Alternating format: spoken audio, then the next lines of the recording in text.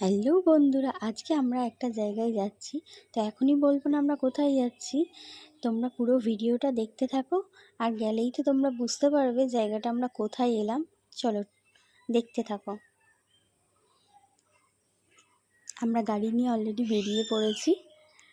তো এখন আমরা যাব বন্ধুরা। তো আমি তো ভীষণ এক্সাইটেড। তো দেখি আজ কতটা আনন্দ হয়। তো এখানে আমার দিদির মেয়েরা আছে, এখানে আমার জামাইবাবু আছে, দিদি আছে, সবাই মিলেই আমরা যাচ্ছিলাম জায়গাটায়। আমি, আমার দিদি, জামাইবাবু, আমার বর। তো দেখো, তোমরা দেখতেই পেয়েছো আমরা একটা বৃদ্ধাশ্রমে এসেছি। সেখানে একটা আঙ্কেল দাঁড়িয়েছিল এন্ট্রিতেই। তো গেটের সামনেই আঙ্কেলটা দাঁড়িয়েছিল, কথা বলে ভীষণ ভালো লাগলো। এখন আমরা আস্তে আস্তে চলে যাচ্ছি। বৃদ্ধাশ্রমের ভেতরটা কত সুন্দর, সত্যি পুরো একটা পিসফুল জায়গা। তোমরা না দেখলে বিশ্বাস করবে না। ঢুকতেই একটা দেখলাম সুন্দর একটা মন্দির, ভীষণ সুন্দর লাগলো। এই আমার বর এখন যাচ্ছে সবার সাথে একটু ইন্টারভিউস করতে।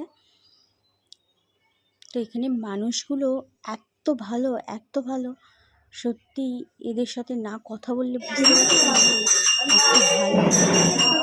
এখানে কিছু খাবারের তালিকা দেওয়া আছে, এদেরকে পুরো টাইম টু টাইম খেতে দেওয়া হয়। পুরো সারা দিনকেই এদের টাইম টু টাইম খেতে দেওয়া হয়। একটা পাখিও ছিল ভীষণ সুন্দর। তো এরা সন্ধে টাইমটা সবাই ঠাকুরের কাছে প্রার্থনা করে। এখানে আমার দেখে ভীষণ ভালো লাগলো। সবাই মিলে একসাথে প্রার্থনা বসে সব কিছুই একটা টাইমে হয়। তো আমরা এখন এদেরকে সাথে একটু শেয়ার করে নিচ্ছি আমাদের আনন্দগুলো। তো দেখো বন্ধুরা, তোমরা যদি কেউ এখানে যেতে চাও তো আমাকে অবশ্যই কমেন্ট করে জানিও, আমি এদের লোকেশনটা চিন্তা করি। সত্যি না গেলে বুঝতে পারতাম না এত আনন্দ হতো না আমাদের জীবনে।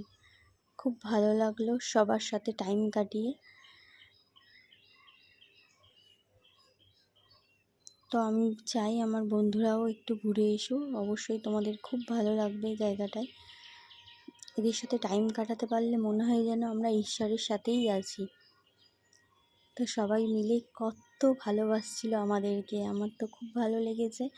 তো দেখো বন্ধুরা, এদের রুমগুলো আমি দেখিয়ে দিই। সব রুমগুলোই একটা নাম্বার দেয়া আছে। তো তুমি রুমগুলোর ভেতরে দেখাই তোমাদেরকে একটু।